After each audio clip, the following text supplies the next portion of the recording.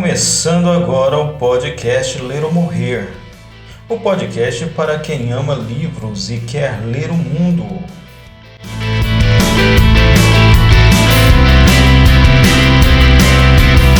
Neste podcast iremos tratar, refletir e debater sobre o capítulo 5 do livro de Jonas Madureira, Inteligência Humilhada.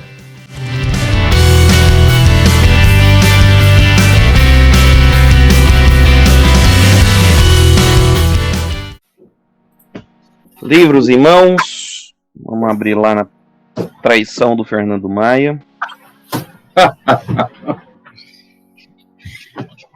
Ainda bem que todos somos teólogos, então não é só do Fernando. Mas sempre vale a zoeira.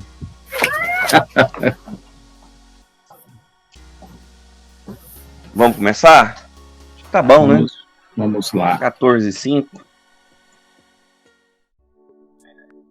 Pai amado, Pai querido, que o Senhor seja nossa bússola, que o Senhor seja o nosso direcionamento.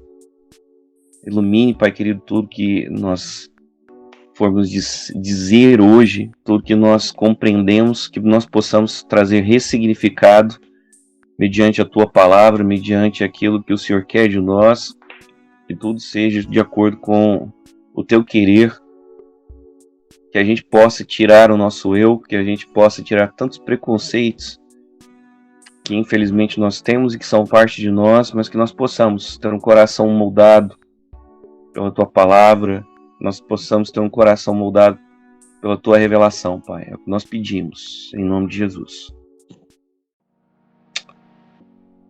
Vamos lá, né? Vamos lá.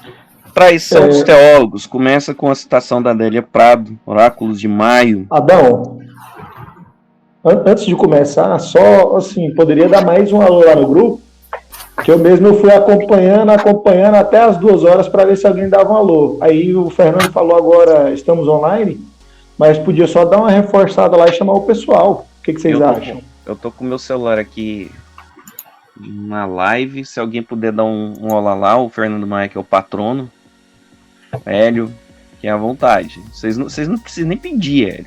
Você que manda.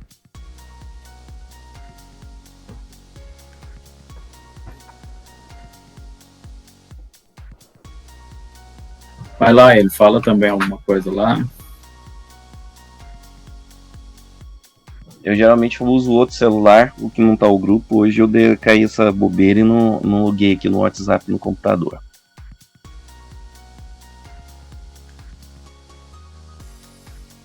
Mas vamos lá. Enquanto o Hélio faz a parte de RP aí, de Relações Públicas, vamos iniciando um capítulo sensacional, um capítulo muito bom, fecha com chave de ouro o livro Inteligência Humilhada, de Jonas Madureira, da editora Vida Nova. Um livro muito, muito interessante para aqueles que pensam em encarar a teologia de uma maneira mais séria e evitar algumas das armadilhas que o estudo da teologia podem proporcionar, né? E exatamente nesse ponto, eu achei interessante o capítulo 5, que ele fecha chave de ouro, né? O fato de que aquilo que ele coloca logo no início do livro, de que o teólogo ele tem que se respaldar pelo fato de que ele é uma criatura, como criatura ele tem uma limitação, e essa limitação é o fato de ser menor do que o Criador. Isso tem que ser sempre lembrado, e tem que ser lembrado para que a gente se coloque numa posição de servir e numa posição de reverência àquele que nos criou. E nesse capítulo especificamente, basicamente eu achei muito, muito forte a forma como ele coloca a questão do fundamentalismo e a questão do liberalismo teológico. O Fernando já deve ter ouvido muita gente comentar, execrar algumas instituições, dizendo: olha, não vai para aquela instituição tal, não vai para aquela outra instituição, porque aquela instituição ela está completamente tomada pelo liberalismo. Aquela instituição ela é completamente liberal, a teologia dela é liberal, fuge de lá porque lá é veneno puro.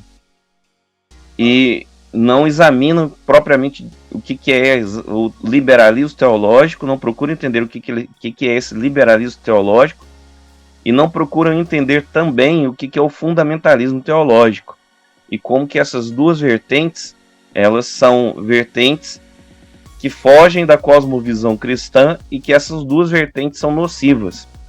Então esse capítulo especificamente trouxe muito claramente isso.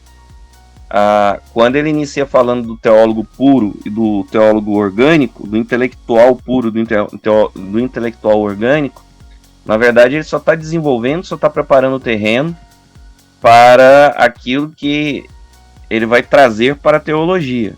Quando ele fala do intelectual que está voltado simplesmente para questões que são transcendentais, que fogem do pragmatismo, e intelectuais que estão voltados para questões pragmáticas, lá na frente ele desenvolve esse argumento, mostrando como que existem basicamente teólogos que buscam a sua cosmovisão, buscam demonstrar a sua atuação. Não vou nem dizer cosmovisão, porque na verdade ele vai dizer claramente que tanto um quanto o outro vai trair a cosmovisão cristã, mas buscam pautar a sua atuação ou em uma ação social ou meramente na pregação evangelística dissociada dessa pregação, dessa atuação social. Quando a gente percebe isso, a gente vai perceber que boa parte das pessoas, elas simplesmente entendem que determinadas coisas são liberais ou são fundamentalistas pelo que os outros dizem, e não porque elas percebem em determinadas obras e em determinadas atuações as características de um ou de outro. Pelo menos isso me chamou muita atenção nesse capítulo. Não sei o que ficou para vocês aí nesse iniciozinho de capítulo, do capítulo 5, Traição dos Teólogos. Abra a palavra aí para os meus irmãos. Quem quiser começar, Hélio ou Fernando, fique à vontade. Vou deixar o Hélio começar, porque ele está afiadíssimo, ele está muito animado com esse encontro nosso, releu aí o capítulo e com certeza tem muitos pontos importantes para começarmos essa reflexão. Obrigado, Fernando. Eu aqui na expectativa que você começasse, dar um tempo de respirar, me situar, mas vamos lá. Para iniciar, eu queria saber se pode fazer só uma leitura rápida aqui de uma citação. Que à vontade, meu irmão. Obrigado. A leitura é simples, é a seguinte: ser um teólogo no mundo acadêmico implica correr o risco de tornar-se uma mente sem corpo. O teólogo que não é pastor se assemelha a uma alma que, depois da morte, foi separada do corpo, isto é, da igreja. Esse é o princípio do livro A Inteligência Humilhada. O princípio é justamente falando sobre essa situação, essa condição do teólogo. E aí, agora no final, já fechando e amarrando o livro, ele vem nos falar do comportamento do teólogo, do surgimento do teólogo. E, como disse o Adão, ele nos apresenta esses dois comportamentos, esse comportamento dualista, seja do teólogo orgânico, intelectual orgânico, ou do teólogo social, que seria o intelectual social. E como os dois podem, de fato, trair a visão cristã, né? E como nós vivemos hoje, como nós nos guardamos e guardamos o nosso coração para que nós não venhamos a cair nessa tentação da traição. Como nós guardamos o nosso coração para que nós não venhamos a experimentar o temor do homem acima do temor de Deus. O livro ele vai pontuando essa importância e necessidade do teólogo, como ele começa na primeira citação do livro. O princípio do livro é uma citação do papel do teólogo, e no final ele fala os riscos que nós, enquanto buscadores de Deus, corremos se não guardarmos o nosso coração na palavra.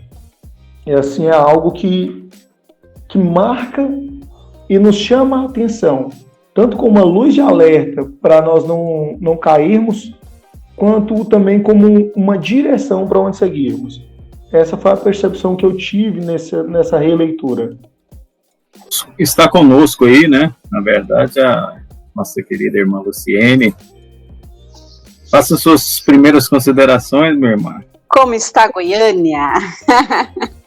Deus abençoe a todos, muito bom vê-los. Amém. Aqui está frio.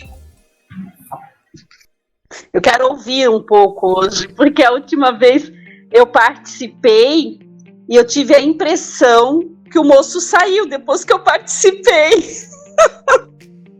Eu fiquei com a consciência pesada. Eu também tive essa impressão, sabe? Ainda bem que você tocou nesse assunto. Hoje a gente vai colocar tudo isso na mesa. Então eu vou ficar um pouco, vou ouvir. Depois eu não vou deixar de falar, mas a princípio eu quero ouvir um pouco. Tá, então... Fernando, aproveitando o gancho do Hélio, o Jonas Madureira, ele foi extremamente feliz. Ele inicia fazendo considerações, remetendo novamente a um dos livros que ele tem como fundamentais, como pilares da obra dele, que é o Confissões do Agostinho. E é interessante quando ele fala da palavra de Deus, quando ele fala das escrituras, e reiteradamente ele fala do teólogo como alguém que é ferido pela palavra. E esse ferido pela palavra não é no sentido negativo, é no sentido extremamente positivo, daquilo que vem te confrontar e te gerar uma saída de uma zona de conforto, uma mudança de atitude, uma mudança na forma como você vê o mundo. As suas lentes, a partir da palavra, as lentes como você enxerga o mundo, são lentes da palavra. Você tem uma visão que ela se transforma através disso. E é interessante que na citação que ele faz de Confissões de Agostinho, das obras de Agostinho que ele cita, basicamente no capítulo 5, ele é muito feliz em demonstrar como Agostinho ele tinha convicção do amor por Deus. Ele tinha uma convicção extrema de que a sua atitude diante das coisas, a sua forma de encarar o mundo era moldada por esse amor a Deus. Então, o amor a Deus, ele é indiscutível. O amor a Deus, pelo que se lê, pelo que se interpreta, pelo que se absorve em Agostinho, ele não tem como você contestá-lo, ele é incontestável, o amor a Deus. E é interessante quando ele desenvolve essa questão do amor a Deus, dizendo o seguinte: olha, só que aí exatamente o ponto é, Agostinho, ele tem certeza de que ama a Deus, mas ele tem dúvidas a respeito do que é, de quem é esse Deus que ele ama. Ele sabe que existe um Deus que é onipotente, que é onipresente e que é infinito, que a nossa inteligência ela fica humilhada em entender esse Deus infinito. A nossa inteligência, mesmo com os resquícios da imagem de Deus, ela não é completamente apta, ela é insuficiente para captar toda a infinitude de Deus. E aí é interessante que ele começa desenvolvendo o capítulo 5 dizendo: olha, a preocupação do teólogo tem que ser exatamente essa. Ele é movido por esse amor a Deus, ele é movido porque ele ama de uma maneira intensa, de uma maneira completamente desmedida a Deus, mas ele quer conhecer a esse Deus que ele ama. É a analogia que ele faz e é interessante que ao longo do capítulo ele praticamente ele deve fazer convênio com as editoras do país, né? Porque ele vai falando de livro após livro, você vai dando vontade de comprar um livro atrás do outro livro. A analogia que ele faz do Palácio Dourado, ela foi fantástica, ela foi incrível. Olha, tinha alguém que ouviu a respeito de um lugar e a pessoa que descrevia o lugar para ele contava de uma forma apaixonada a respeito desse lugar, e ele foi criando expectativas, foi criando imagens mentais. Mas será que aquilo que ele imaginou correspondia à realidade? E o dia que ele conheceu esse lugar, de certa forma ele se frustrou. Aí ele vem e coloca: olha, e na vida cristã? Será que as pessoas elas se decepcionam com Deus? Ou será que elas se decepcionam com a imagem que elas criaram de Deus? Ou elas se decepcionam com aquilo que elas ouviram, imaginaram que foi dito? Aí eu abro um parênteses, não ficou explícito isso no livro, mas ficou implícito. Aí joga uma responsabilidade enorme em cima da Luciene, joga uma responsabilidade enorme em cima do Hélio, do Maia, do Adão. Por quê? Porque todas as vezes que nós falamos de Deus, nós somos responsáveis por participar dessa criação de imagens, por participar da criação daquilo que as pessoas enxergam em Deus. E aí quando a gente, de forma às vezes inconsciente, não busca entender a teologia, a gente corre um grande risco de criar espantalhos de Deus ou de criar imagens fantasiosas, grandiloquentes e deformadas, porque Deus ele é grande, Deus ele é imensurável, mas às vezes a gente cria uma imagem grande, deturpada de Deus. Aí é o problema. É o Deus da teologia da prosperidade, ou é o Deus de uma teologia do sofrimento, ou entre todas as outras, entre tantas opções que nós temos de Deus deformado. Então a gente tem uma responsabilidade enorme, por quê? Porque se nós não nos atentarmos em nos aprofundar em conhecer uma boa teologia, nós teremos a possibilidade de sermos participantes das frustrações de muitas pessoas. Abra aí para vocês. Falar um pouquinho então, né? Isso que você acabou de falar, Adão, é muito importante, porque a gente vê as pessoas falando sempre: não, porque para mim Deus é isso, não, porque para mim Deus age assim. Então, parece que as pessoas têm uma certa liberdade de fazer essa imagem, né? Como você bem pontuou, na imagem, a gente faz imagem de tudo, né? A gente, enquanto ouve uma história sendo contada, a gente imagina essa história acontecendo. E a gente conta histórias a partir dessas imagens para dar sentido aí à nossa realidade. Agora, ainda no início desse capítulo, quando ele fala sobre a importância e o lugar da cosmovisão, foi falado aí no início a questão do fundamentalismo.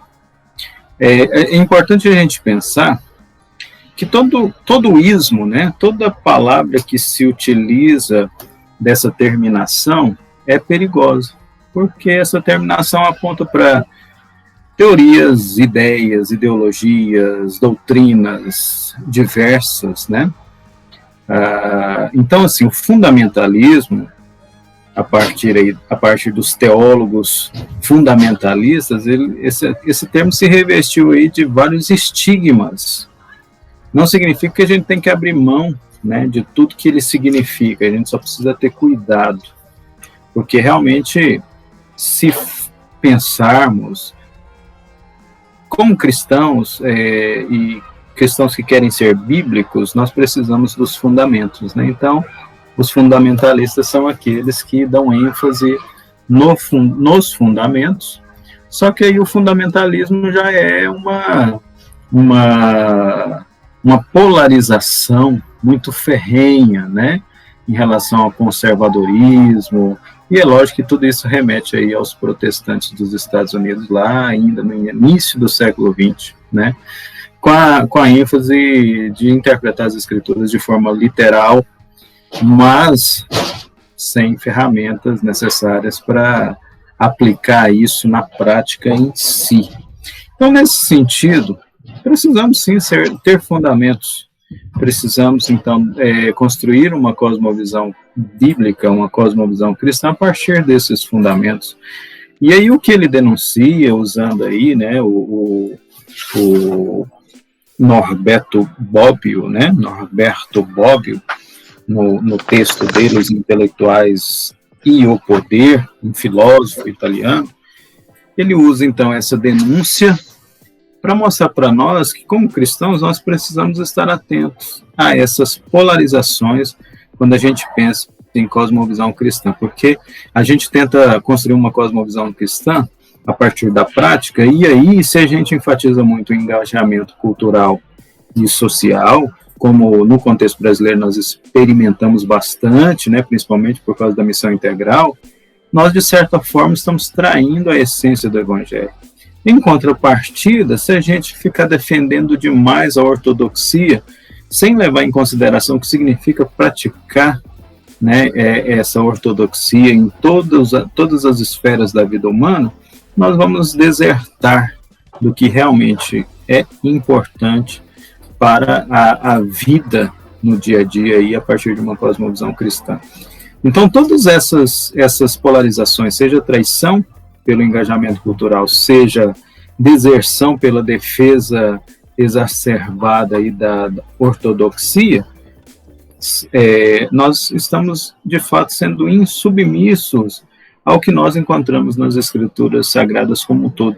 E eu nunca canso de enfatizar a importância da teologia bíblica para nos livrar, né, dos desvios que acontecem quando a gente não leva em consideração tudo que as Escrituras dizem, e quando a gente não interpreta isso mesmo a partir de uma literalidade, sim, mas também a partir da própria historicidade da vida da igreja aí no decorrer dos séculos. Professor Fernando, ouvindo a fala do Adão sobre a responsabilidade nossa, eu me reportei há muitos anos atrás, quando eu entrei para estudar na faculdade. E eu entrei como aquela assembleana roxa, cabeça fechada, difícil de entrar alguma coisa, teimando. Ainda sou um pouco teimosa, mas teimando muito com os professores. E aí a gente vê como a gente é imatura e como o conhecimento nos leva a abrir os nossos olhos. E aí o Adão falando, eu fiquei pensando, né, e me lembrando dessa história contada no livro, que a gente faz aos nossos olhos, a gente faz um apanhado, e quando a gente chega e vê realmente como é as coisas, a gente percebe o quanto a gente estava errada com os nossos pensamentos. E a responsabilidade nossa, como teólogos, em levar o conhecimento é muito grande. E falando sobre feridas, né, muitas vezes a gente se fere nessa caminhada. Então, acho que o Espírito Santo, pelo menos com a minha vida, foi assim, na caminhada de estudo, né? E até hoje, porque eu ainda estou caminhando, ainda estou engatinhando, digamos, perto de vocês. Mas eu acho que o Espírito Santo nos leva a abrir mais os nossos olhos ao conhecimento, a adquirir mais esse conhecimento. Porque os meus 4 a 5 anos no princípio da faculdade foram anos muito difíceis, por causa da minha teimosia. Com o tempo, né, eu fui aprendendo e adquirindo o conhecimento e a maturidade, que eu acho que leva muito a um teólogo hoje em dia, é isso, né, a maturidade. Quando a gente encontra alguns alunos na nossa caminhada, e a gente às vezes até se olha nele e diz assim, nossa, eu era como você, porque a gente lia a Bíblia ao nosso olhar, né, e achava que o nosso olhar era o correto, teimava por tudo quanto era, não, eu tô certa e eu tô certa. E aí, com o tempo, a gente vai vendo, né, que aquela escama vai caindo, e hoje a nossa responsabilidade é enorme. Fazer com que os alunos caiam essa escama que outrora eu, Luciene, carregava. Então, para mim, essa importância dessa grande amor, como ele coloca aqui, que quando a gente ama a palavra, a gente vai atrás daquilo que... O que eu amo, quando te amo, é a pergunta que o Augustinho faz, que eu achei muito bonito. Lá em cima ele diz, quando amamos, não podemos duvidar do que amamos, mas é possível duvidar do que conhecemos plenamente o que amamos? Aí o que eu amo, quando te amo?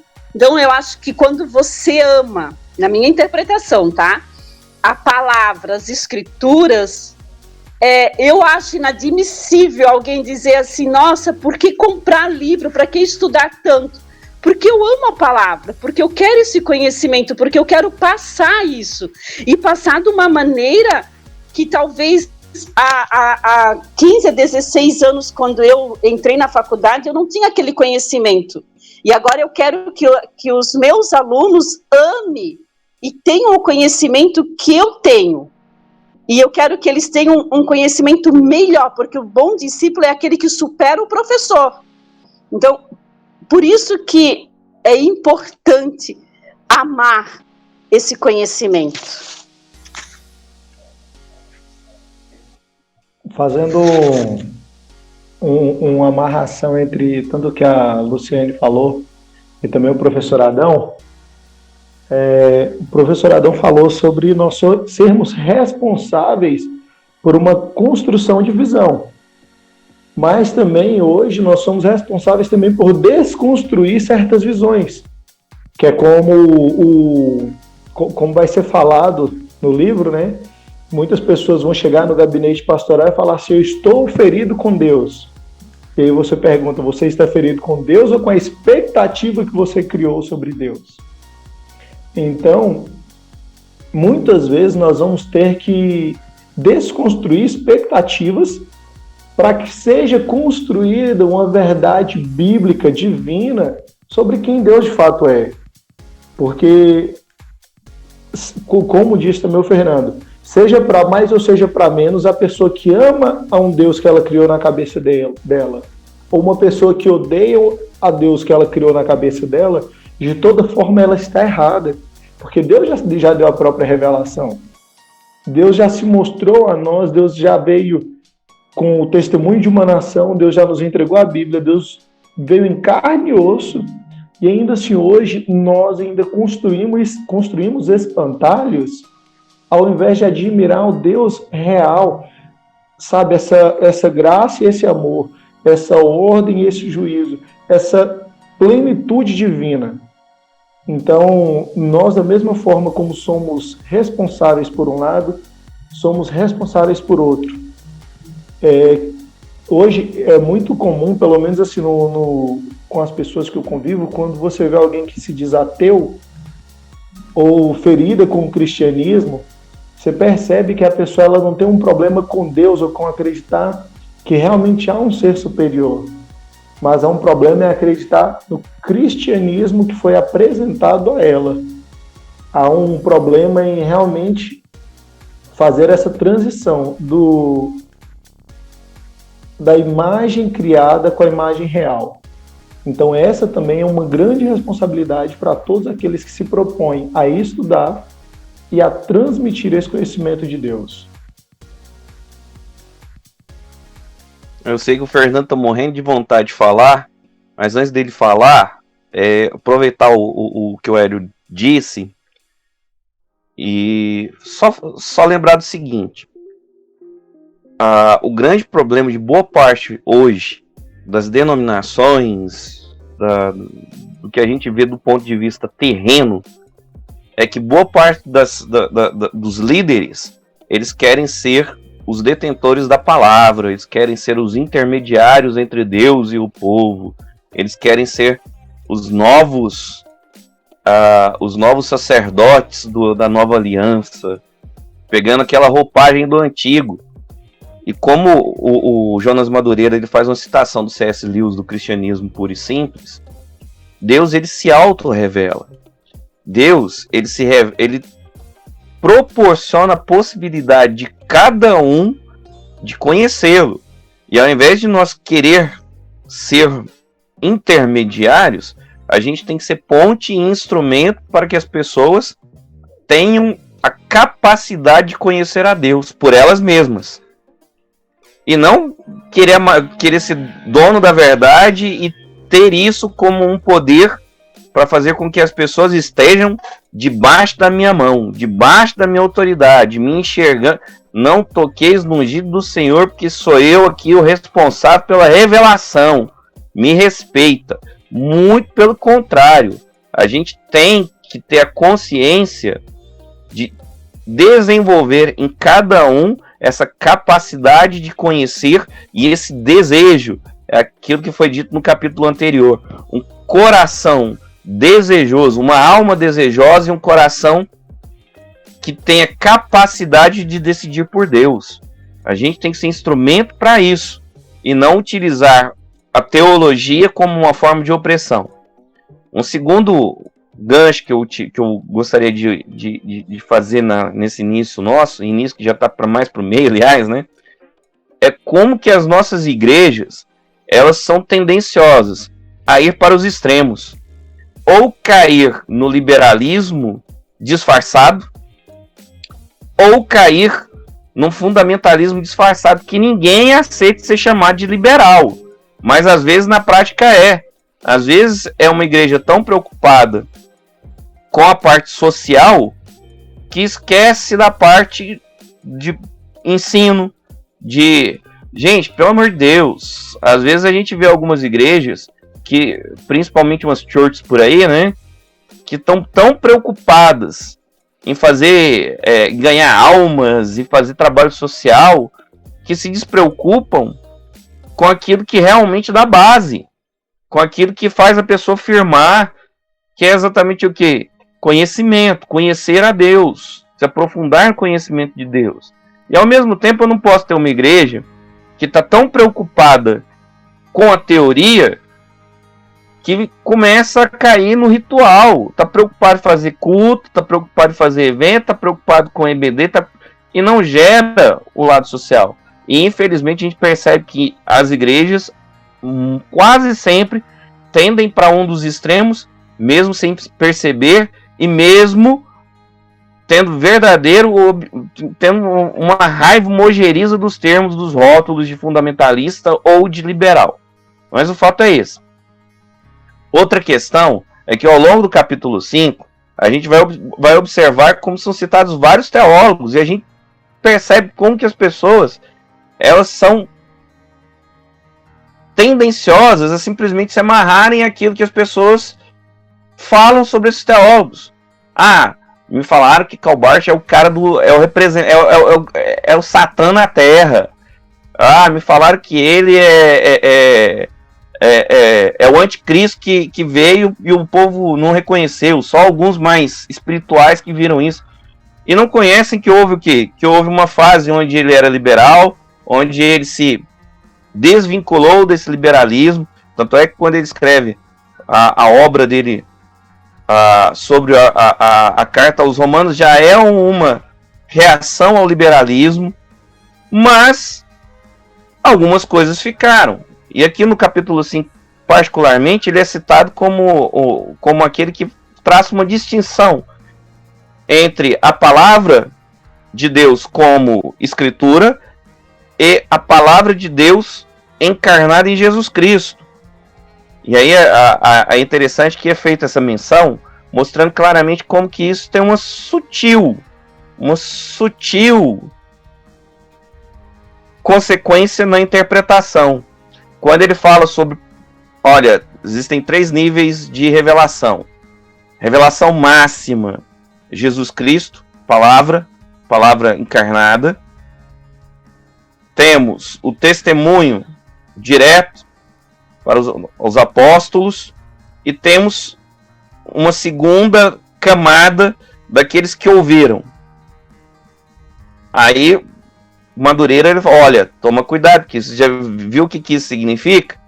Que existe uma distinção entre a Escritura e Jesus Cristo? Jesus Cristo, ele é divino e, portanto, tem que ser tratado de uma forma com autoridade total, de uma forma diferenciada. A autoridade dele é máxima porque ele é o próprio Deus encarnado. Opa, mas e a palavra? A palavra já não é mais uma autoridade divinamente inspirada e, portanto, se submete ao escrutínio da razão humana. Opa! Jesus Cristo, ele é infalível, inerrante, tudo que se aplica a Deus, mas a palavra já é um segundo nível.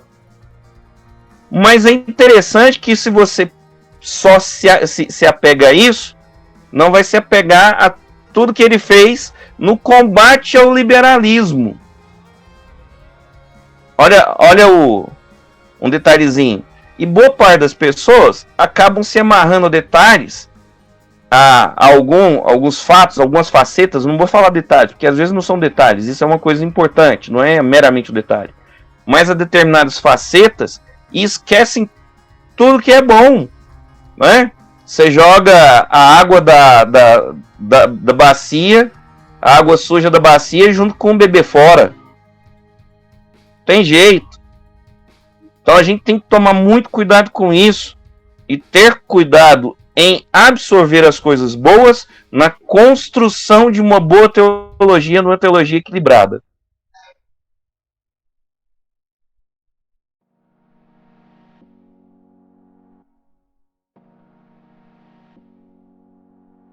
Ué, Maia, eu abri pra você. Eu pensei que você tinha pego o gancho.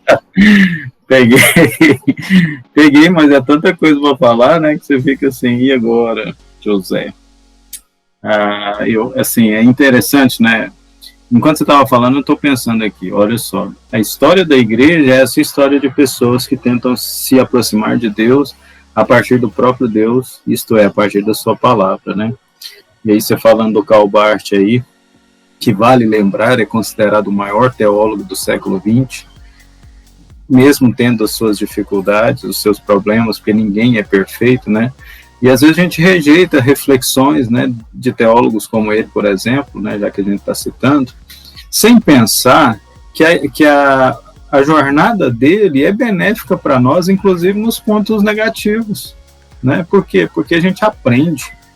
Imagina se a gente não tivesse pessoas aí que se empenharam em conhecer a Deus, como por exemplo Agostinho, que também não é perfeito, errou um monte de questões, mas imagina se a gente não tivesse essas pessoas antes de nós refletindo, nós teríamos que começar do zero, eles já começaram, né? Então a gente precisa ter um equilíbrio emocional e intelectual necessário, uma conversão genuína necessária para a gente ler essas pessoas e tentar perceber o que é positivo, o que é negativo e como que a gente pode aplicar isso às nossas vidas, né?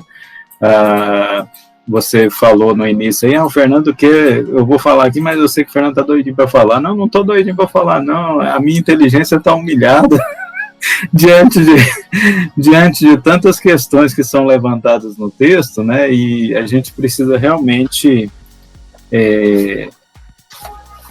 pensar como é importante esse posicionamento, né? O Jonas Madureira, lá na página 255, ele fala que o teólogo que é ferido pela palavra não busca conhecimento para amar.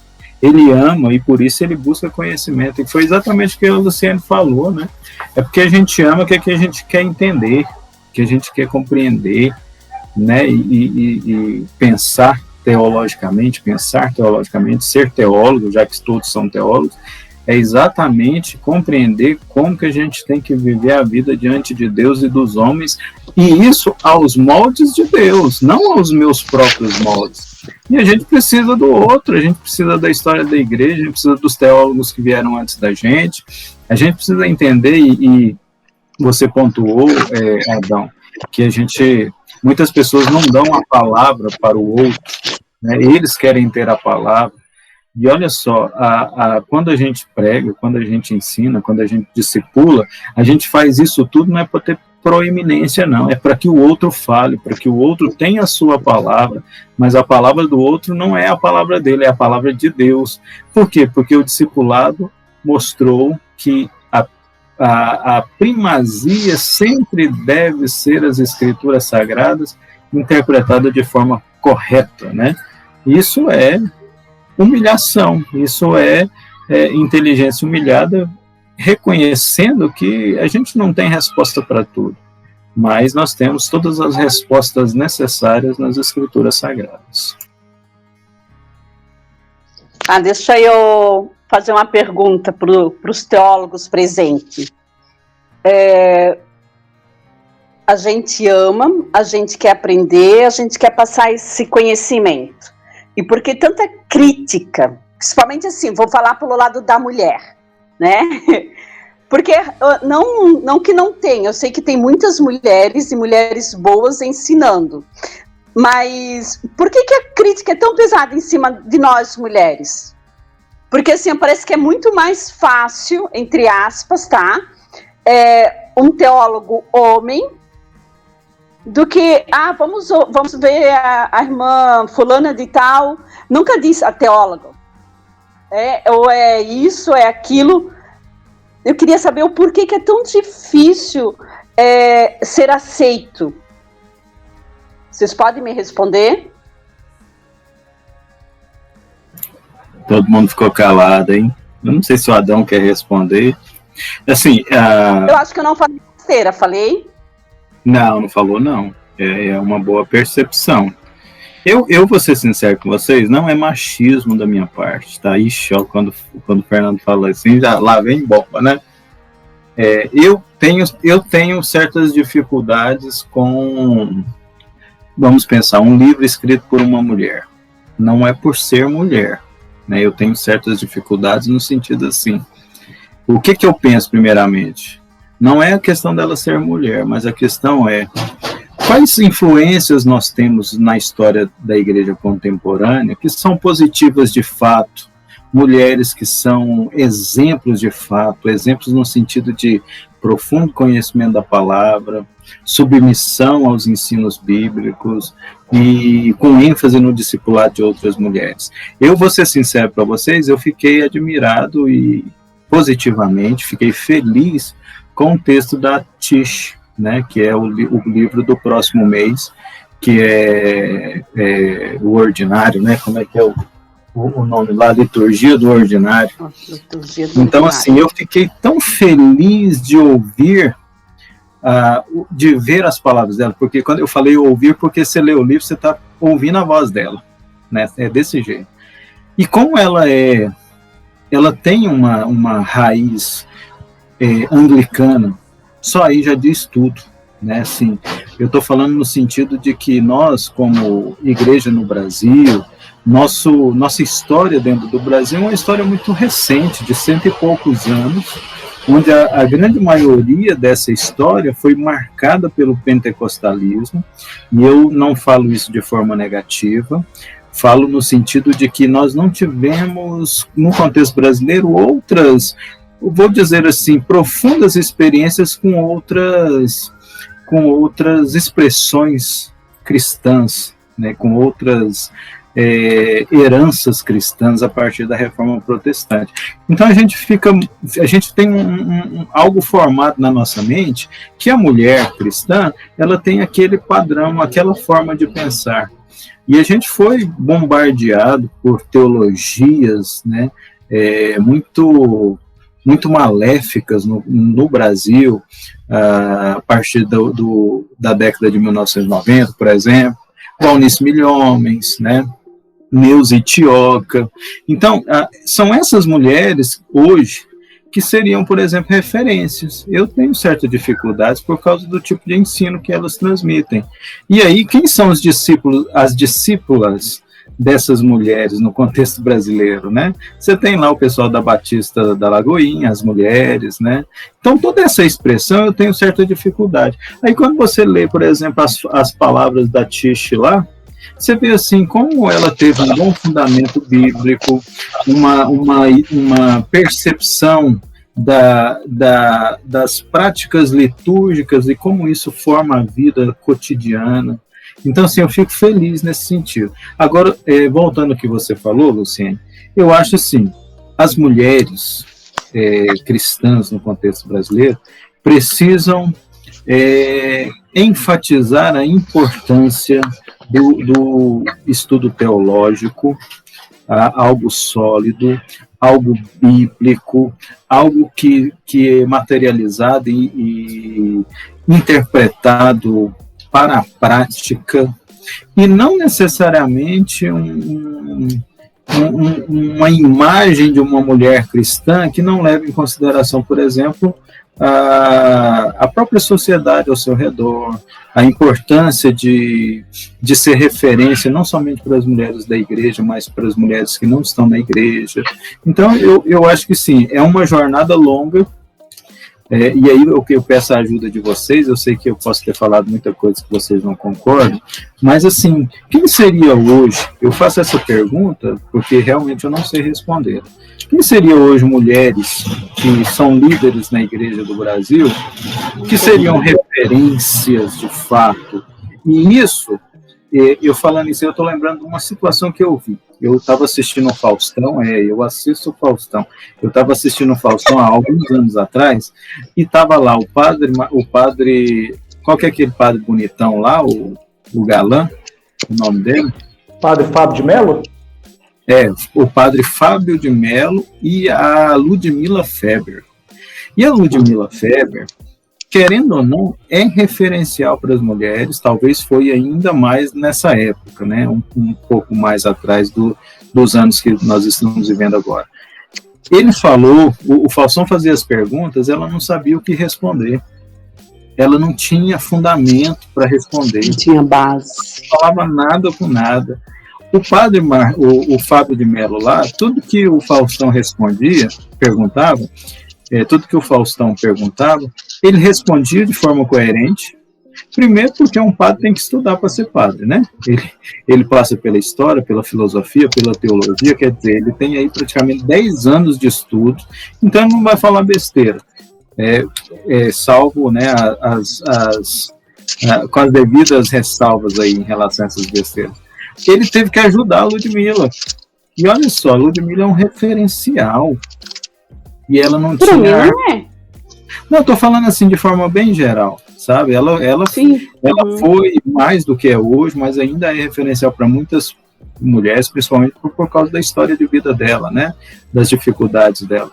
Mas assim, aí eu pergunto para você, quem seria hoje esses referenciais? Se você não souber quem, Luciene, por que não você? Por que não as irmãs que estão perto de você? E é lógico que isso não vai acontecer do dia para a noite, isso vai demandar tempo, estudo. Por exemplo, vocês fizeram um grupo de leitura especificamente para as mulheres, é isso aí, é algo contínuo, que não vai ser da noite para o dia, mas a gente pode chegar lá, sem dúvida nenhuma, a gente deve chegar lá, né? Luciene, antes de você falar, deixa só eu pontuar uma coisa. Eu acho também, assim, querendo ou não, no tempo da reforma, e talvez um pouco antes até, muitas mulheres não sabiam nem ler. Eram até proibido, né? Ler, estudar, não tinham. E não tiveram, talvez, oportunidades. Isso é um pensamento meu, tá? Posso estar errada. Mas muitas não tiveram oportunidades. Hoje, falando no contexto geral hoje, eu vejo assim, que sinceramente, muitas mulheres querem pregar a palavra, mas às vezes pregar sem ter um conhecimento da própria palavra, de estudar, de correr atrás, de significado de palavra, de tirar dúvidas, entendeu? O que eu aprendi, eu tirei para mim, que muitas vezes, quando eu tenho alguma coisa muito difícil, do grego, do hebraico, que eu não tenho aquele conhecimento, eu pergunto para o Jolei. Mas quando eu não quero perguntar para ele, eu digo, não, eu tenho que saber, eu vou correr atrás. Eu tenho uma biblioteca aqui em casa, e graças a Deus por isso. Então eu procuro correr atrás, eu procuro tirar as minhas próprias dúvidas. Às vezes o meu esposo diz assim, me pergunta, eu digo não, eu quero aprender por mim mesmo, eu tento por mim mesmo. Só que é muito complicado, porque nem todas as mulheres, olha que eu estou falando de causa assim, que eu gosto de defender, mulheres. Muitas a gente vê que corre, sabe? E muitas vezes eu, Luciene, já fui criticada por gostar de ler. E não gosto de ler só livros de mulheres, pelo contrário, afinal de contas eu estou num grupo que também, que raramente tem um livro de mulher, pelo contrário. E às vezes eu posso até dar uma bola fora com alguma palavra minha, mas eu estou no grupo, participo, não fujo, procuro ler os livros, procuro comprar e tirar as dúvidas. Já perguntei para o Adão uma porção de coisas, mas isso é muito raro. Isso é muito raro. Infelizmente, isso é muito raro. E isso me dói. Sabia? Isso me dói, porque eu acho assim que hoje, pleno século XXI, isso poderia ser mudado. Entendeu? O que nós temos de referências a nível de Brasil? Pouquíssimas. Assim, eu não citaria Camila Barros. Faz muito barulho. Sei lá, não é a minha... Vou usar um palavreado assim, né? Não é a minha praia. Esse é o meu pensamento. E, infelizmente, isso às vezes me entristece. Pode falar, Adão. Antes do Adão falar, só pontuar um negócio. Você falando aí, eu lembrei, assim, ó, e as mulheres hoje que poderiam ser referenciais em relação ao estudo da Bíblia, à prática da vida cristã, normalmente estão bem envolvidas com missões. Você vai ter referenciais, né, na missiologia, na antropologia, na sociologia, na linguística. Todas essas mulheres, que são, vamos dizer assim, mulheres intelectuais, estão lá na prática da missão, seja na tribo indígena, seja na tradução da Bíblia, mas elas não estão nos púlpitos, né? Elas não estão na mídia. Não, na verdade é quase um desafio. A gente tem uma dívida em relação a isso. O fato, a gente não pode simplesmente jogar toda a herança histórica que nós temos. De fato, o Fernando Maia muito bem pontuou, a gente teve um grande boom com o pentecostalismo no século passado, mas basicamente esse boom que ocorreu foi um boom que, infelizmente, prescindiu de um arcabouço teológico mais apropriado. A gente percebeu que muitas pessoas que iram para o evangelismo, para missões, eram pessoas que tinham muito entusiasmo, tinham muito boa vontade, mas não tinham uma formação doutrinária tão profunda. Isso é fato, não é? Eu estou falando de mim mesmo, eu estou falando da minha história, eu não estou falando do que eu ouvi falar. Isso é fato. E as denominações mais tradicionais, as denominações históricas, a gente percebe que são denominações que sempre tiveram uma reserva quanto ao ministério feminino. Não estou falando algo que se vê todos os dias. E o fato é, a gente percebe que hoje existe um grande desafio até mesmo de ver mulheres nesse processo de formação teológica. Se a gente for pegar os quadros de mestrado, de doutorado, o número de mulheres envolvidas nesses quadros de mestrado e doutorado na área teológica, ele é extremamente reduzido. Até porque boa parte das igrejas envia para a formação teológica homens ou mulheres, predominantemente os homens. Mas isso tem que ser mudado. A boa parte das mulheres também se acomodaram com isso, tanto é que a boa parte da literatura que a gente vê hoje produzida por mulheres é uma literatura nichada, é uma literatura voltada basicamente para determinados assuntos, como se dissesse que as mulheres têm autoridade em determinados assuntos mais do que em outros. Acaba criando um estereótipo, mesmo de forma inconsciente. E a gente precisa mudar isso. A gente precisa desenvolver a ideia de que essa cosmovisão cristã, ela tem que ser demonstrada tanto por homens quanto por mulheres. É óbvio que a sensibilidade feminina, é óbvio que vai produzir coisas completamente distintas e que são necessárias. A gente precisa disso hoje, Luciene. E infelizmente eu também percebo isso. Eu percebo que boa parte das obras produzidas por mulheres são obras que servem para quem? Para mulheres. E a partir de algo prático e de experiências, né? Que eu não tinha. O que eu falei que eu tenho uma certa dificuldade com livros que são escritos por mulheres, é exatamente esse ponto, porque na maioria das vezes são experiências, e essas experiências são apresentadas como algo genuíno e verdadeiro, que é para todos. Antes de passar para o Hélio, eu digo com toda sinceridade, eu morro de vontade de pegar uma teologia sistemática escrita por uma mulher. Eu fico imaginando que tipo de insight que vai ter ali, porque a gente sabe que... Você vai ter, só que é a teologia feminista. Não, eu tô falando de teologia... O que é isso? Não, mas utilizando o termo... Utilizando o termo do Jonas Madureira, uma teologia sistemática comprometida... Agora eu vou fechar aqui, quero ver o Fernando Maia me distorcer agora.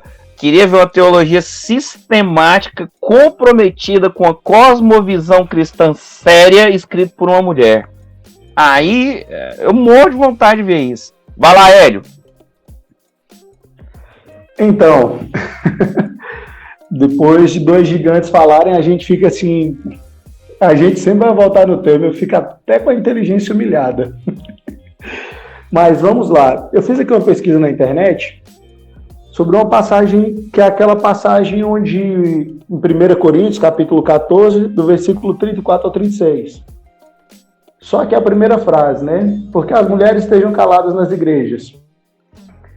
Então, às vezes, essa percepção da ausência de mulheres no aspecto teológico e doutrinário cristão é uma falha não das mulheres, mas de nós teólogos, mais uma vez em fazer uma interpretação devida da Bíblia. Se você pegar, por exemplo, o papel feminino na escrita bíblica, ele é excepcional. O livro de Ruth, uma mulher que nem judia era e que ganha relevância bíblica no Antigo Testamento, mostra a importância do papel da mulher.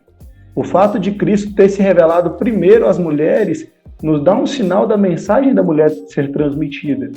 Só que hoje, nós vemos que existem igrejas que elas não aceitam pastoras. E a falha está onde? Está na mulher? Não. Está na Bíblia, que, principalmente no Novo Testamento, apresenta não só uma inclusão, mas um protagonismo feminino de diversos aspectos, seja na contribuição financeira dos apóstolos, seja nessa transmissão da mensagem, seja nos maiores sacrifícios estarem ligados às mulheres, como o do vaso de alabastro quebrado aos pés de Cristo. Então a falha é uma falha, uma traição, uma omissão dos teólogos, é uma omissão nossa nesse posicionamento. E enquanto vocês estavam falando, eu me lembrei bastante do questionamento que a Átila colocou lá no grupo sobre a questão universitária, que também é semelhante a essa ansiedade, esse ferimento na vida da Luciene. E algo que eu experienciei, algo que eu vivenciei, é o seguinte: aquilo que nos incomoda, muitas vezes, é aquilo que Deus quer falar para nós. Então, Luciene, se Deus te toca nesse ponto e realmente é algo que te instiga de ver mais mulheres, de ver mais um posicionamento feminino, aí você falou que eu até anotei, não me desafiem, hein? Não, você já está desafiada pelo Espírito Santo, por um testemunho interno, a ter um livro, uma teologia sistemática que não seja voltado exclusivamente às mulheres, mas que seja voltado a todo o público cristão. Entende? Hélio, e outra coisa, aproveitando que você está dizendo aí, o Flávio Benedito no encontro lá com o Mendes e com o Rafael Pablo, ele desenvolveu esse argumento de que as mulheres são valorizadas ao longo da Bíblia, mas aí o argumento ele pode te bater ainda mais, porque aí você percebe o quê? Você percebe que em muitos dessas ocasiões, dessas situações que você citou, as mulheres ainda assim ficavam numa situação secundária. Eles tinham um protagonismo, mas para que esse protagonismo ele pudesse acontecer, muitas vezes ela dependia de um homem. Olha que interessante. No caso de Esther, você vê que ela foi fundamental, ela foi protagonista na história, mas se não tivesse a participação dos homens, sem os homens que estavam, teoricamente, à frente de toda a situação, não teria acontecido nada. Então, basicamente, boa parte das situações que são citadas pelas pessoas que dizem que as mulheres têm protagonismo, esse protagonismo é um protagonismo velado, é um protagonismo de bastidor. Por quê? Porque, historicamente, você tem uma evolução histórica onde você tem uma sociedade predominantemente machista até nós evoluirmos para a situação atual. E aí, o que eu estou querendo dizer com isso, Hélio? Se lá atrás, dentro de uma situação onde basicamente a possibilidade do protagonismo feminino era muito menor, ainda assim ele acontecia, e hoje? E hoje a gente tem que perceber que elas tinham que estar produzindo 10 vezes mais. Tinha que estar produzindo muito, muito mais, exatamente por quê? Porque hoje elas têm Você pega, por exemplo, o versículo que foi citado do apóstolo Paulo, ali era uma situação em que havia a necessidade, naquele momento histórico, das mulheres ficarem caladas. Hoje existe a necessidade histórica de que as mulheres falem. É o inverso. Ou seja, de certa forma, hoje as mulheres não podem se acomodar nesse argumento, muito pelo contrário. Hoje, muitas mulheres têm pecado por omissão. Se sinta mais desafiada ainda. Só para finalizar, tem um pastor que eu acompanho assim, há algum tempo, e uma pregação dele bastante antiga, que eu acho excepcional, onde ele vai falar sobre o relacionamento homem e mulher. Ele fala do missionário Smith. Eu não sou um conhecedor assim, da teologia, eu ainda sou um estudante. Vocês provavelmente conhecem esse missionário, correto? Mas eu sou bem novinho, comecei agora. Mas ele fala que esse missionário era um avivalista, mas ele foi avivado pela sua mulher. Então, muitas vezes, ainda que esse protagonismo não seja um protagonismo que realmente se põe à frente, independente, ainda que seja um protagonismo velado, vocês conseguiriam dizer quem é mais importante? Se a mulher que avivou um homem, ou se esse homem que depois avivou 20, 50 pessoas, que trouxe-as à vida de fato, como é citado pelo pastor no caso? Quem é o principal ponto? Quando você pega um grande avivalista e você vê que a mãe dele, que o transmitiu valores cristãos, quem é mais importante? Então, assim, hoje eu particularmente, eu prefiro bastidores. Eu não gosto de estar à frente, porque até a tentação é maior quando você está na frente. Mas eu acho que nós temos espaço para todas as manifestações, tanto femininas quanto masculinas. Mas concordo com Adão que é uma necessidade de que a mulher se posicione, se coloque em um local que hoje falta a presença dela. Eu acho que a mulher, ela cresceu muito até, em várias situações. O problema é que parece que na área teológica, ela se acomodou mesmo. Eu não vou dizer que o Adão está errado, não, porque eu vivo esse mundo. E eu sei como é que é. E também assim, a questão de livros, realmente, vocês têm toda a razão. Normalmente os livros são...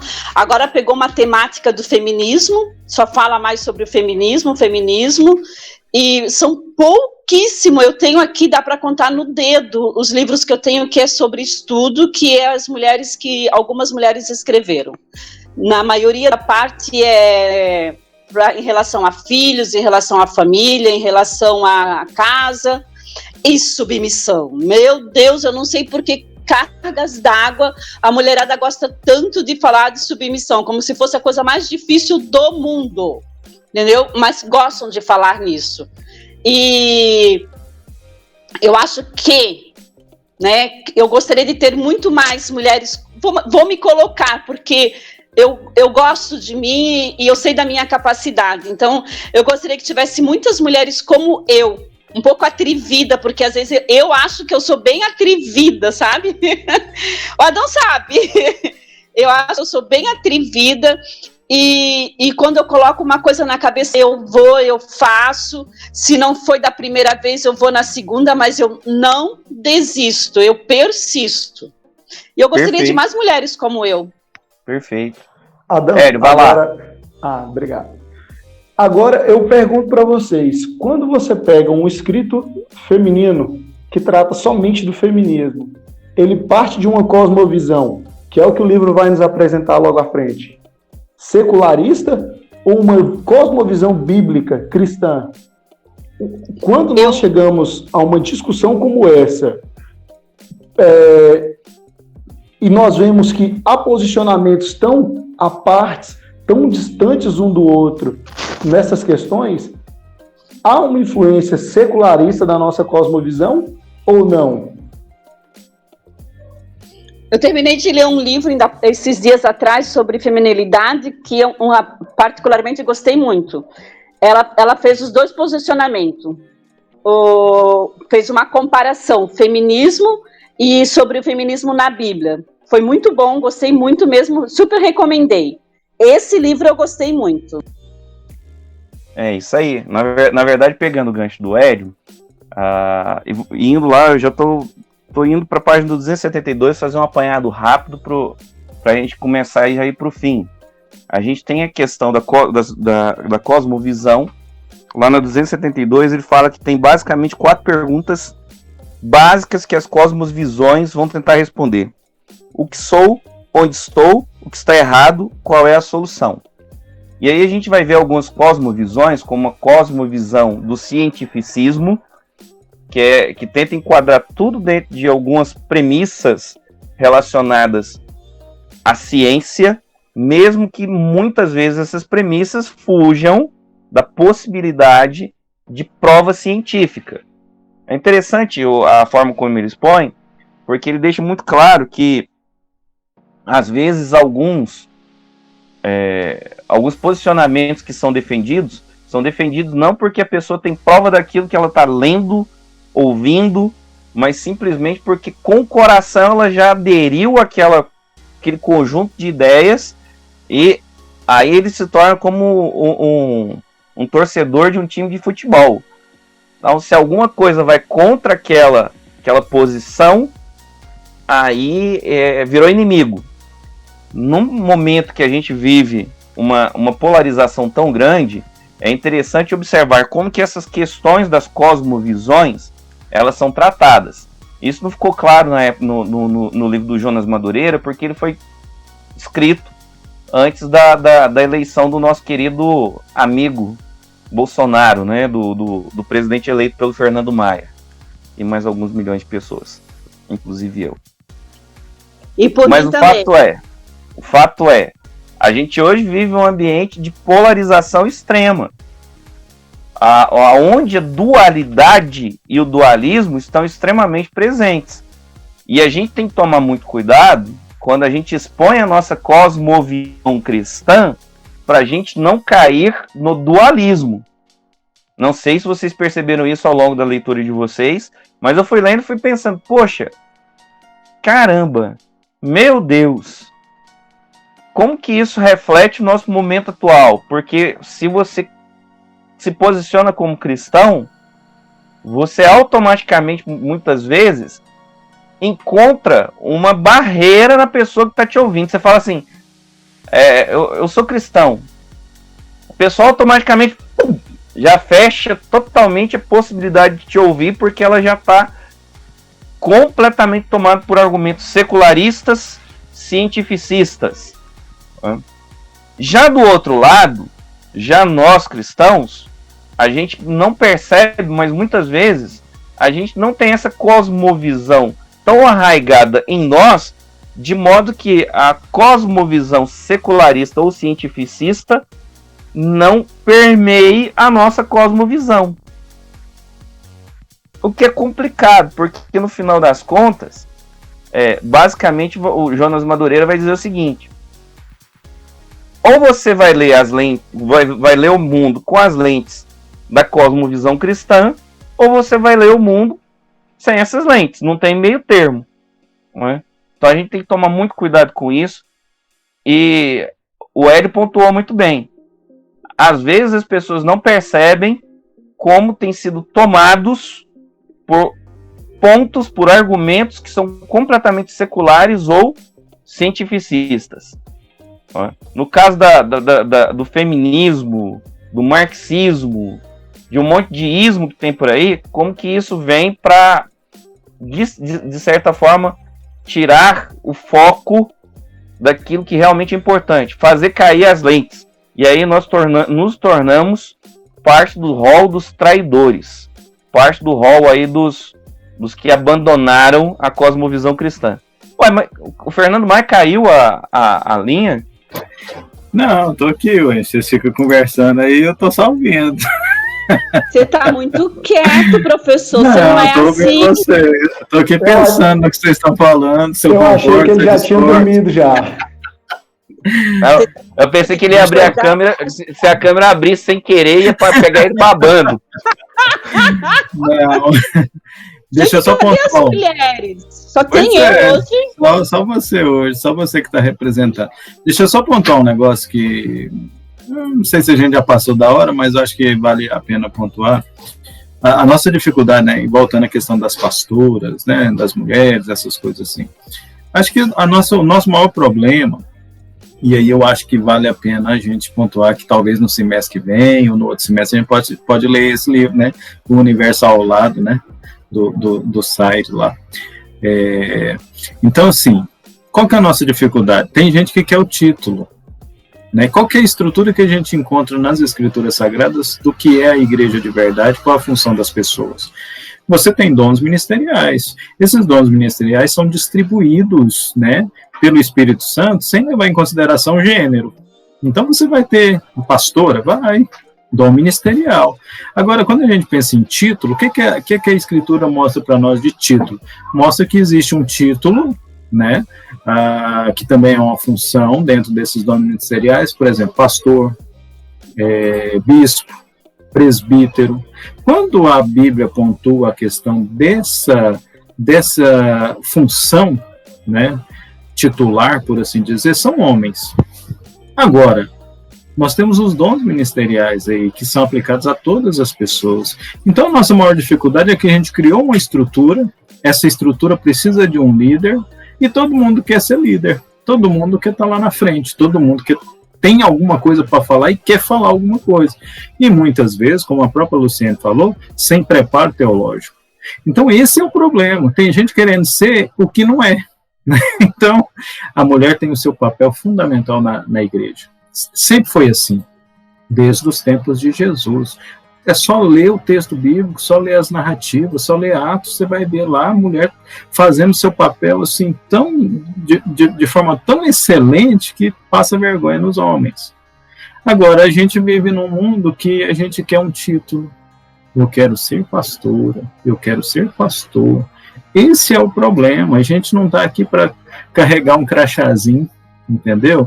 Para ter a carteirinha da convenção, né, na Assembleia. Só vou trabalhar se eu tiver o título. Exatamente, gente. Eu não quero ser pastora. Vamos fazer o negócio acontecer, né? Vamos servir as pessoas sem querer ser servido, porque no final das contas, querer ser pastor, querer a carteirinha, querer o crachazinho, é querer ser servido, é querer ser visto, né? Esse é o problema. Até a mesa especial lá quando tem os comes e bebes, né? Aquela mesa que chega comida antes e refrigerante. Cadeiras reservadas na frente, né? Essa questão é tão fundamental que atrapalha a própria forma de interpretação. Ruído de fundo? Não, tranquilo. Eu estava vendo uma discussão sobre o Ministério Feminino e aí entrou exatamente nessa questão, professor Fernando. Exatamente nessa questão. Aí eu vi que o pessoal já estava discutindo se existia a possibilidade de ter o título de pastora e não o ofício. E aí cai nos mesmos erros que todo mundo sempre cai quando quer justificar o injustificável. Aí o camarada vai pegar mulheres exercendo o ofício de pastora de ovelhas no Antigo Testamento para justificar pastoreado feminino. Misericórdia. Eu falei, não é possível, não tô vendo isso. Machista. Eu não tô vendo isso. Não, o cara forçar um tiro. Olha, o cara controla lá no poço pastoreando ovelha. E aí quer comparar com Jesus em João 10. Não, pelo amor de Deus. Aí não vamos pular corguinho pra querer forçar o justificar o injustificável. Eu concordo plenamente com o Fernando. O ofício, a função, não tem o que dizer. De fato, muitas mulheres exerceram e exercem com uma capacidade extraordinária. Mas a gente tem que tomar cuidado para não cair nos mesmos erros exegéticos cometidos para tentar justificar outras coisas que nós de cara achamos. Outras coisas você olha assim e fala. Eu vou ser sincero pra você. Assim, se a gente fosse a igreja de Jesus de verdade, isso aí não ia ser tema a ser debatido. Ninguém vai querer debater isso, porque a gente é a igreja de Jesus e a gente sabe a nossa responsabilidade aí no corpo, né? E a gente vai dar graças a Deus por estar executando essa atividade para a glória de Deus, sem preocupar, entendeu? Em ser visto. Eu falo isso porque assim, eu já vi isso muito acontecer, de liderança prometer coisas, assim, ó, faça isso direitinho, siga essa jornada direitinho, faça esse caminho direitinho, que você vai chegar lá, você vai ser uma pastora, você vai ser um pastor. Isso parece que não lê a Bíblia, né? E aí a gente volta lá para o nosso querido Inteligência Humilhada e percebe a nova agenda do evangelicalismo na página 302, onde a gente vai ver que a igreja ela tem um papel fundamental hoje. Adão, antes de você pular lá para 302, dá uma olhadinha no 284, que eu acho que tem um pouco a ver com o que nós estamos falando, quando ele coloca ali, ó, abro parênteses, quando foi a última vez que você viu em sua igreja algum super pai feliz? Porque seu filho se tornou missionário na Indonésia ou pastor de uma igreja do Complexo do Alemão. Fecho parênteses. Desejamos que nossos filhos se envolvam cada vez mais com atividades da igreja, porque reconhecemos que as suas cidades são tão perigosas e podem com extrema facilidade levá-los para o mau caminho. Entretanto, ao mesmo tempo, incentivamos nossos filhos a entrar na universidade para se tornarem profissionais altamente capacitados para trabalharem fora da igreja, isto é, na cidade. Isso não é incoerente? Ora, é preciso abandonar o dualismo e recuperar a doutrina do senhorio de Cristo sobre todas as esferas da existência humana. Se queremos sobreviver aos ataques da secularização, é preciso que os cristãos de hoje percebam que esses ataques como visão cristã são uma reação ao dualismo dos cristãos contemporâneos. Na verdade, a secularização é o resultado da traição dualista da cosmovisão cristã. E assim ele vai falando. Voltando ao que nós estávamos falando, sobre as mulheres, eu acho que fui eu mesmo que falei que existem muitas mulheres hoje fora, né? Advogadas, psicólogas, doutoras disso e daquilo. Nada contra, pelo amor de Deus. Até mesmo os nossos filhos, a gente prepara muito eles para fora. Mas dentro das igrejas, a gente não ouve mais falar, meu filho vai ser ou um pastor, ou ele vai estudar para ser alguém para a igreja. Eu acredito que foi isso que o texto quis dizer. Ou eu estou errada? Porque a gente olha muito lá fora, né? Vou falar de nós, eu, mulher, né? Ou a mulher se torna dona de casa, entre aspas, ou ela vai estudar lá fora para ser alguém na vida, para ser melhor do que o marido, etc e tal. E como fica a igreja? E aí a mulher tem que se conformar em ser o quê? Professora das crianças, líder do círculo de oração, quando tem, né? Ou missionária. PT, saudação. E o resto? Podem falar.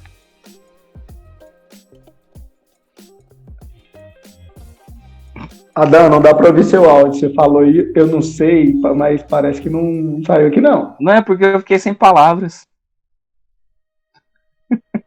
Olha, eu acredito que o Fernando, que voltou nessa batata quente, ele deveria ser o primeiro a responder agora. Olha, vou quebrar o galho do Fernando.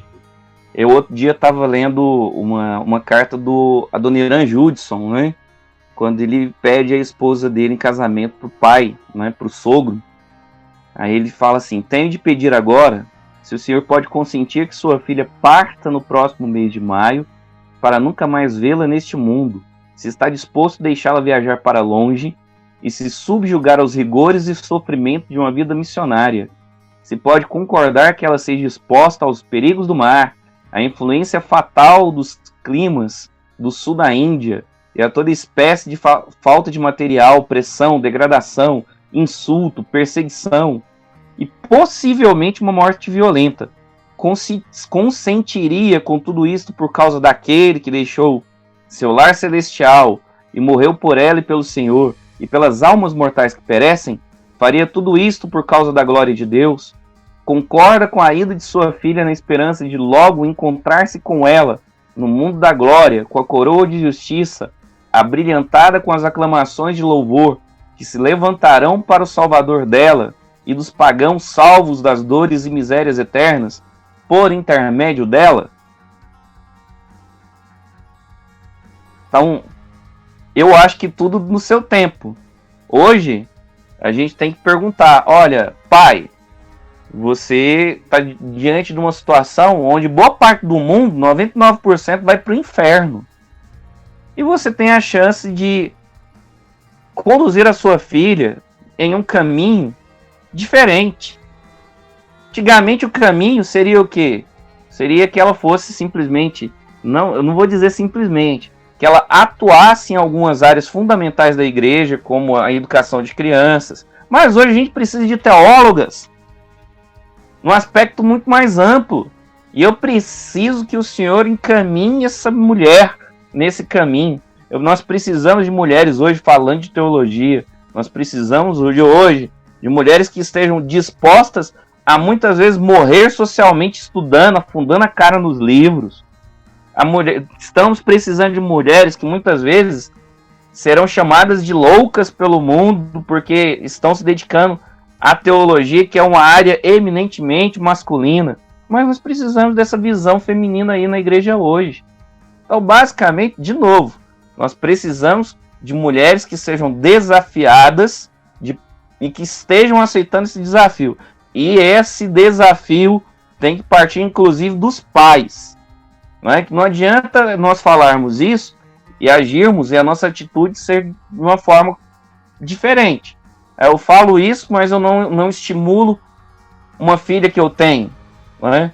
Então isso tem que ser trabalhado também com os pais, para que os pais enxerguem nas mulheres hoje o grande potencial que elas têm de abraçar a cosmovisão cristã e de fazer diferença. Né? Então, quando eu estava voltando lá para a página 302, a gente vive naquele dilema. Existe uma ação social que é necessária e existe também uma ação da igreja do ponto de vista fundamentalista que é necessária. E nesses campos são necessários homens e mulheres comprometidos com a palavra. Aí não depende de gênero, depende de atitude de todos. E eu vou dizer mais. A gente tem que se comprometer também. Nós, homens, precisamos nos comprometer porque muitas vezes essa estrutura que a gente está comentando, que é uma estrutura hierárquica, né, Fernando, que a gente está falando em que pessoas colocam o servir debaixo da possibilidade de um cargo, muitas vezes é interessante para nós homens. Então a gente também tem que ter a coragem de abrir mão do status quo.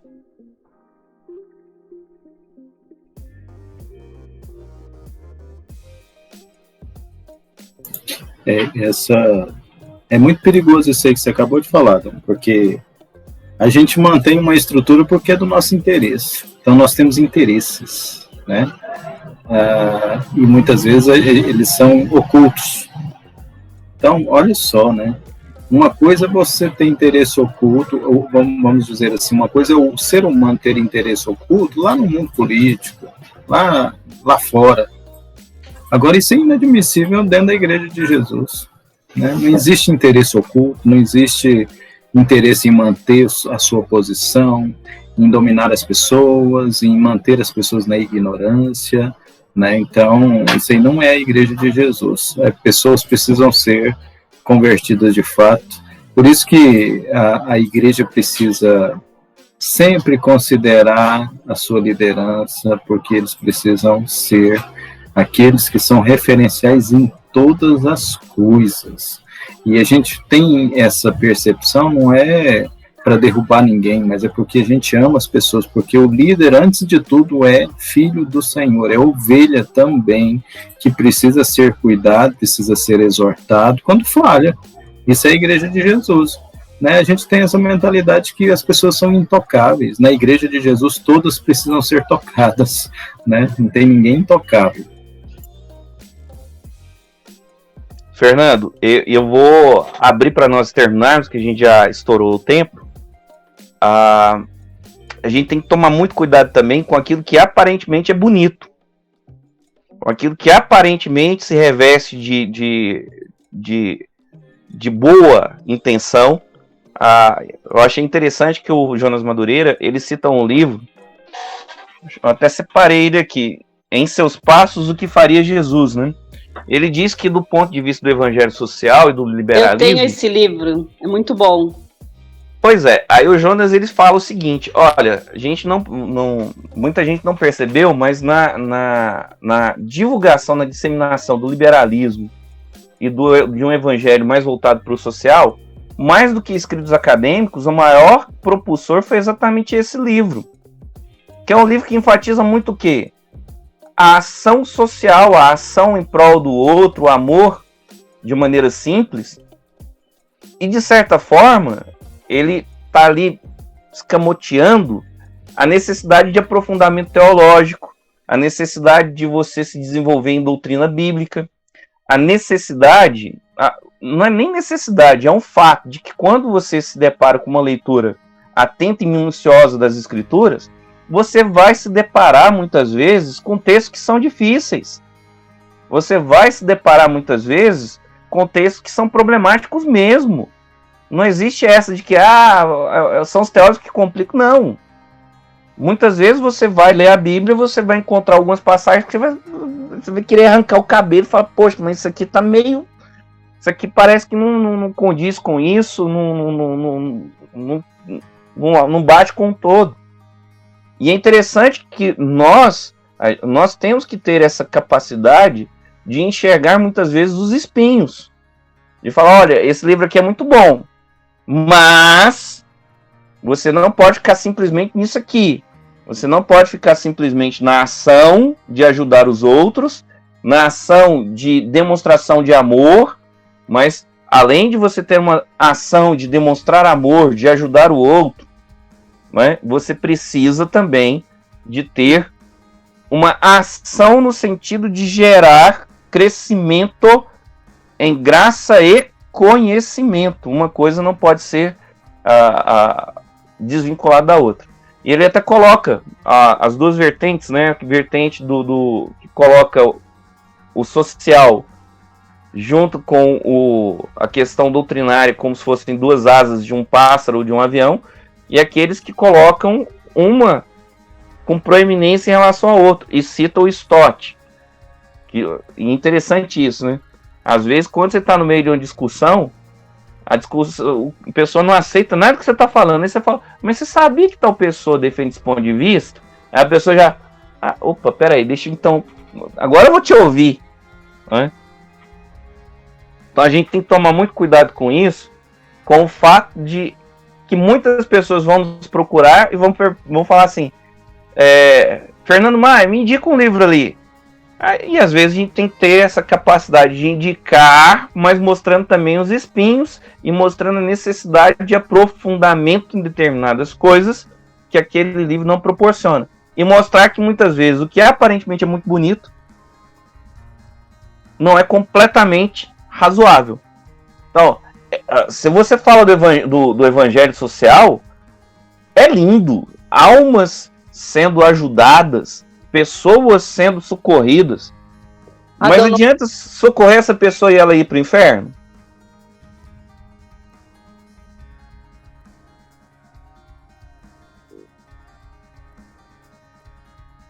Pessoal, vocês estão ouvindo meu áudio? É só a Luciene que está sem áudio. Lu, você tem que ver aí o que aconteceu. Eu vou abrir enquanto a Luciene tá sem áudio. Se vocês quiserem ir para essa parte final. Estou vindo aqui tranquilamente. Vai lá, tá aberto para você, Fernando e Hélio. Para finalizar, essa questão que você pontuou aí sobre a citação do Stott, né? No sentido de que talvez ele defendesse uma linha, isso aí é a importância de você não ter só recortes, né? Porque você apresenta um recorte, mas não presta atenção no desenvolvimento do raciocínio do autor. Então a gente sempre precisa ter acesso, vamos dizer assim, à fonte primária. O que realmente o autor disse a respeito disso, né?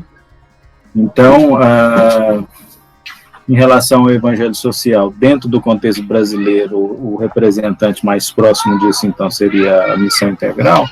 Você vê, assim, claros desvios em relação ao verdadeiro evangelho, né? Você não está me ouvindo, Luciene? Tá. Então, assim, você vê claros desvios, porque você faz uma opção, né? Ou é uma coisa ou é outra. E a verdade não é que você tem que fazer uma opção, você precisa realizar as funções, né? O que é realmente necessário, e precisa perceber o que é importante, né? No caso, como você falou, Adão, a exposição do Evangelho para a salvação eterna. E aí, a partir disso, nós vamos ter vários resultados, né? A partir dessa ação que é a principal e tem que ser a primária.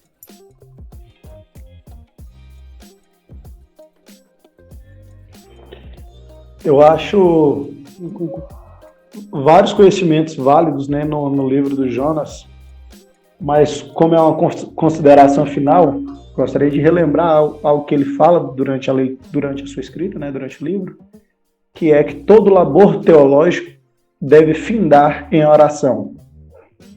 E hoje, pelo que nós passamos, o diálogo entre uma linha de pensamento e outra, entre uma cosmovisão e outra, entre um dualismo e todos os ismos e o cristianismo, nós vemos que todo labor teológico ele deve iniciar também com oração.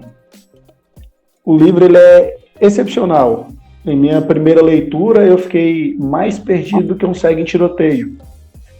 Aí eu fiz uma releitura, até conversei com o pastor Fernando, e ele é excepcional que ele começa nos apresentando essa humilhação da inteligência, como foi comentado, né? Às vezes você discute com uma pessoa e ela não está te ouvindo de forma nenhuma, porque ela não ainda humilhou a própria inteligência, ela não tem a humildade de conceber que Deus pode se revelar a outras pessoas.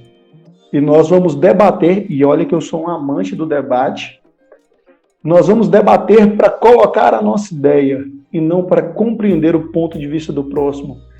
Não o suficiente, o livro, além de falar dessa humilhação tá certo que ela vem de Deus, mas ela é uma humilhação que eu tenho que me colocar nesse lugar também.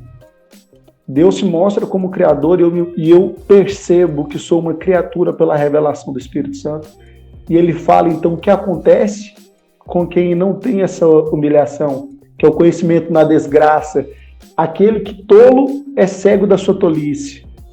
Então o livro ele vai apresentar a natureza divina e a natureza humana, nos capítulos 3 e 4, e finalizando com esse capítulo, ele fecha com chave de ouro, algo que nós precisamos levar. Todo conhecimento, todo labor teológico deve findar em oração, mas todo labor teológico ele deve iniciar em oração. E essa oração não quer para que eu seja rico, eu seja bonito, amanhã nasça cabelo loiro, olhos azuis em mim, ou 1 milhão na minha conta, mas para que Deus seja formado em nós e no mundo que Ele criou e no meio em que vivemos e onde nós passarmos, que nós sejamos a imago Dei. Esse livro realmente ele me surpreendeu e é excepcional. Ele finaliza assim, né? Ele finaliza com uma oração. Ele finaliza de maneira extraordinária. Nós iniciamos o labor teológico com oração e finalizamos com oração. Luciene, tá ouvindo? Tem que ligar o som, minha amada. E aí é o seguinte, ligue seu som e faça suas considerações finais sobre todo o livro. O que você achou do livro? O livro é excepcional. Sim. Amei, do primeiro ao último capítulo, mas eu queria finalizar com a última frase da conclusão, não é bem a última, mas que diz assim, que mexeu muito comigo.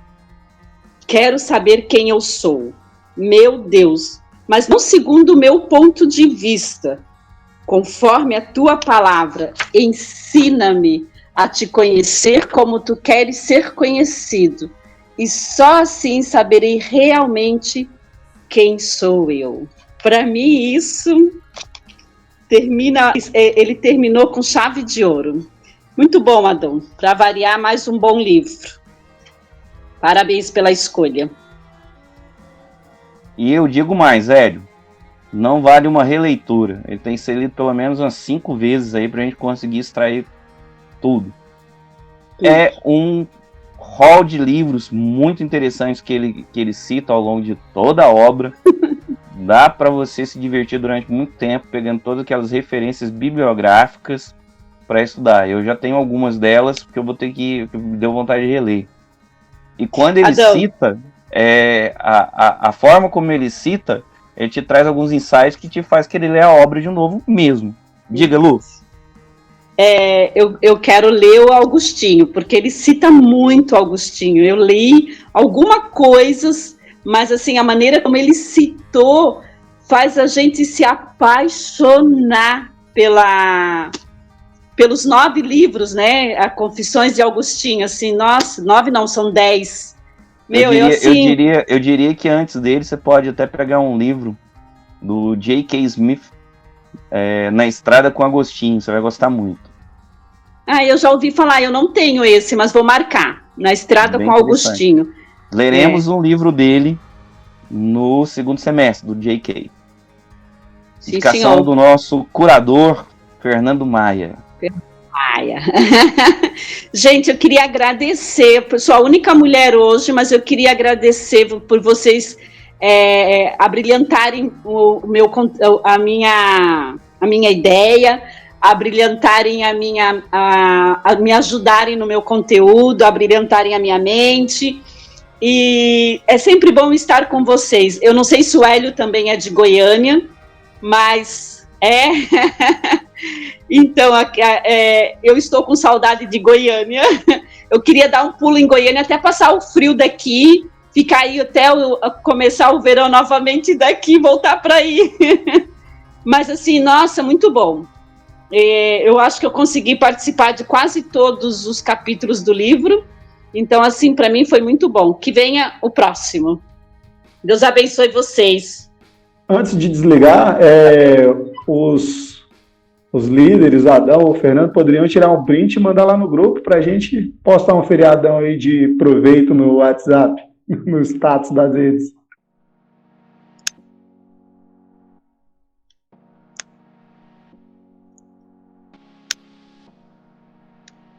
Tirar um print da tela aqui. Tira assim, ó, Adão. Tira lá, Adão. Inteligência humilhada.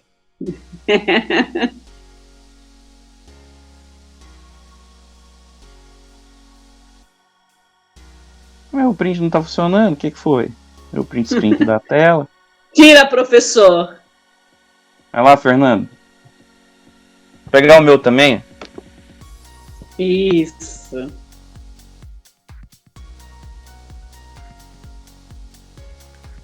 Foi? Viu? E Vamos fazer igual o Jonas Madureira.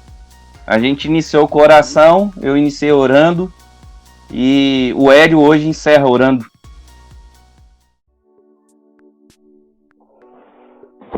Amém. Pai, nós o agradecemos, Senhor, por nos revelar através desses dias, através dessa leitura, através dessa comunhão, quem nós somos e revelar um pouco mais de Ti. Nós sabemos que todo conhecimento provém de Ti e, por amá-lo tanto, nós buscamos conhecê-lo, Senhor. Não escondas tua face de nós. Não nos deixe, Pai, em uma busca cega ou que sejamos iludidos ao longo dessa busca.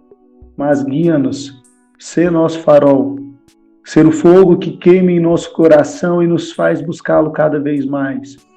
Nos leva a conhecê-lo, tanto o Teu Espírito Santo, sopro de vida que há dentro de nós, a Tua partícula em nós, como também a Tua manifestação na natureza e em toda a palavra que nos destes. Guia-nos para sermos transformadores, evangelistas da nossa sociedade e que não esqueçamos também das boas obras que preparastes desde o princípio dos tempos. Que possamos realmente, Senhor, refleti-lo tal qual Moisés quando desceu daqueles 40 dias e que as pessoas, ao ver a Tua imagem em nós, ao invés de cobrir o nosso rosto, se apaixonem pelo amado de nossa alma.